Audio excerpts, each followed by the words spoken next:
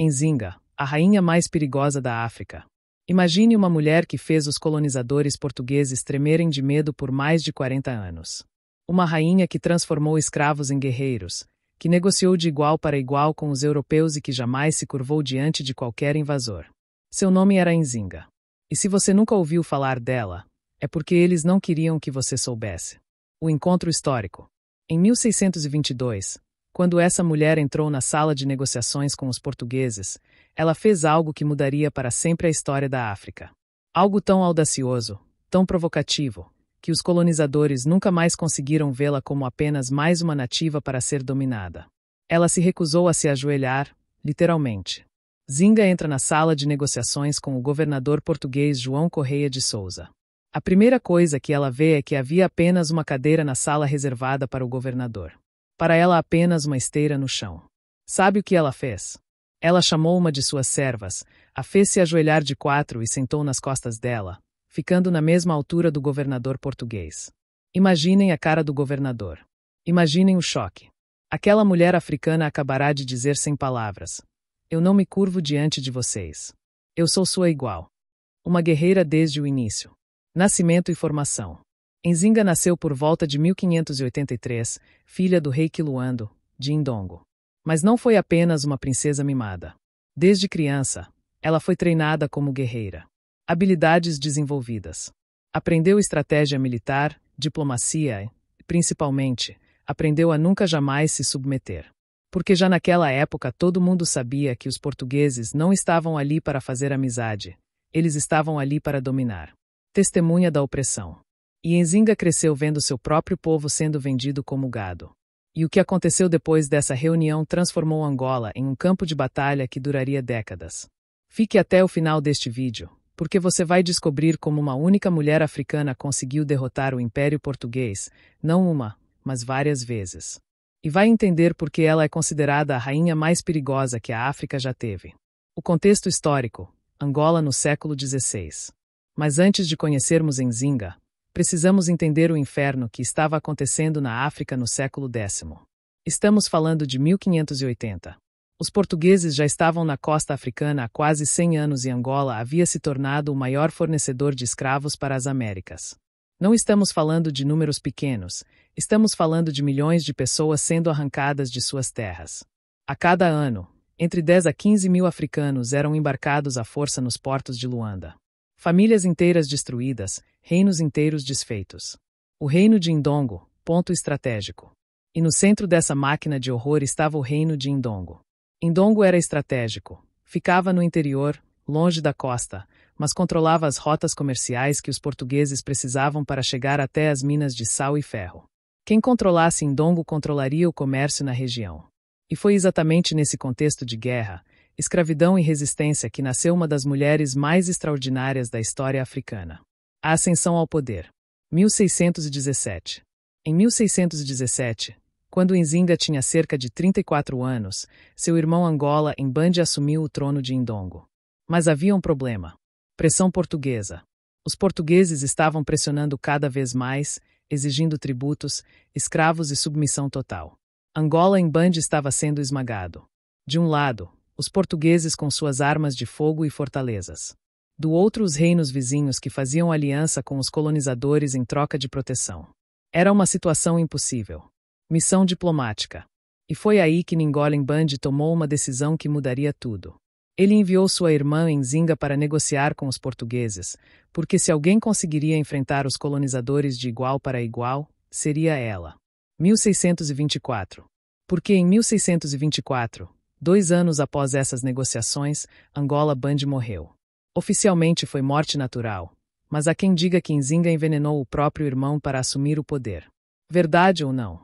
O fato é que Nzinga assumiu o trono de Indongo e foi aí que ela mostrou do que era realmente capaz. A negociadora brilhante. Mas isso foi apenas o começo. Durante as negociações, Nzinga demonstrou conhecer perfeitamente as leis portuguesas, as rotas comerciais, os acordos diplomáticos. Ela não era apenas uma nativa, era uma estadista refinada que falava de igual para igual. O resultado: ela conseguiu um acordo de paz que reconhecia a independência de Indongo e estabelecia relações comerciais em pé de igualdade. Pela primeira vez, os portugueses foram forçados a tratar um reino africano como parceiro, não como colônia. A Revolução de Nzinga. Nzinga não foi apenas uma rainha, ela foi uma revolucionária. E a primeira coisa que ela fez foi quebrar todas as regras do jogo colonial. Refúgio para escravos. Primeiro, ela ofereceu proteção a todos os escravos fugitivos. Não importava de onde vinham, se conseguissem chegar aos territórios de Nzinga, eles eram livres. Imaginem o impacto disso na economia escravista portuguesa. Exército multicultural. Segundo, ela transformou esses ex-escravos em guerreiros, criou um exército multicultural, multiétnico, onde ex-escravos lutavam lado a lado com nobres africanos contra o inimigo comum, os colonizadores. Táticas inovadoras. Terceiro, ela mudou as próprias regras da guerra. Enquanto os europeus lutavam em formações rígidas com hierarquias claras, Nzinga desenvolveu táticas de guerrilha, ataques rápidos, emboscadas, retiradas estratégicas. 40 anos de resistência. Mas o mais impressionante de tudo foi como ela conseguiu manter essa resistência por mais de 40 anos. Vocês ouviram certo. 40 anos de guerra constante contra o Império Português. Entre 1626 e 1629, Nzinga liderou pessoalmente campanhas militares que expulsaram os portugueses de várias fortalezas no interior de Angola. Ela não ficava no palácio dando ordens. Ela estava no campo de batalha, espada na mão, enfrentando traidores. Os portugueses ficaram tão desesperados que tentaram colocar um fantoche no trono de Ndongo, um homem chamado Heri Aquiluande, que seria mais colaborativo com os colonizadores. Sabe o que Nzinga fez? Ela capturou o fantoque, o executou publicamente e mandou a cabeça dele de presente para o governador português. A mensagem era clara. Quem colaborar com os invasores terá o mesmo destino. Momentos de crise e superação. 1629, ano da derrota. Mas 1629 foi um ano terrível para Nzinga. Os portugueses com reforços vindos do Brasil conseguiram uma grande vitória. Nzinga foi forçada a fugir de Ndongo e se refugiar no reino vizinho de Matamba. A recusa em desistir. Qualquer pessoa normal teria desistido, teria aceito a derrota, teria negociado uma rendição honrosa. Mas Nzinga não era uma pessoa normal. Conquista de Matamba. Ela conquistou Matamba pela força, se tornou rainha de 2 reinos simultaneamente e transformou Matamba na base de operações da maior resistência anticolonial da África. Nova base de operações. Dali, ela continuou atacando os portugueses, mas agora com uma estratégia ainda mais inteligente. Alianças estratégicas. Ela formou alianças com outros reinos africanos e, pasmem, com os holandeses. Isso mesmo. Nzinga percebeu que os portugueses tinham inimigos na Europa. Então ela fez acordos com os holandeses que também queriam controlar o comércio na África. Era uma aliança estratégica brilhante. Com armas holandesas e guerreiros africanos, Nzinga conseguiu manter os portugueses afastados dos territórios do interior por décadas. Era uma verdadeira guerra de independência, 150 anos antes dos americanos pensarem nisso. Resistência cultural. Preservação das tradições. Mas talvez o mais impressionante sobre Nzinga não foram suas vitórias militares. Foi como ela conseguiu manter sua identidade africana em um mundo que queria apagá-la. Enquanto outros líderes africanos se convertiam ao cristianismo para agradar os portugueses, Nzinga manteve as tradições ancestrais. Participação ativa. Ela participava pessoalmente dos rituais, das danças, das cerimônias que conectavam seu povo às suas raízes. Significado profundo. Vocês precisam entender. Isso não era apenas resistência militar, era resistência cultural. Era a luta para manter a alma africana viva em um mundo que queria escravizá-la. Símbolo de dignidade. E talvez por isso ela tenha se tornado uma lenda, porque ela representava algo que os colonizadores não conseguiam quebrar, a dignidade africana. O legado de uma vida de luta. Nzinga morreu em 1663, aos 80 anos. 80 anos. Ela atravessou todo o século X lutando. Quando ela nasceu, os portugueses ainda estavam se estabelecendo na costa. Quando ela morreu, eles ainda não haviam conseguido dominar o interior, porque a história de Nzinga se espalhou por toda a África. Escravos levaram sua história para as Américas. Suas táticas militares inspiraram outras resistências. Seu exemplo de liderança feminina quebrou estereótipos que duraram séculos. Influência global. Brasil. No Brasil, quilombos usaram estratégias similares às de Nzinga. Haiti. No Haiti, a revolução dos escravos ecoou suas táticas. África.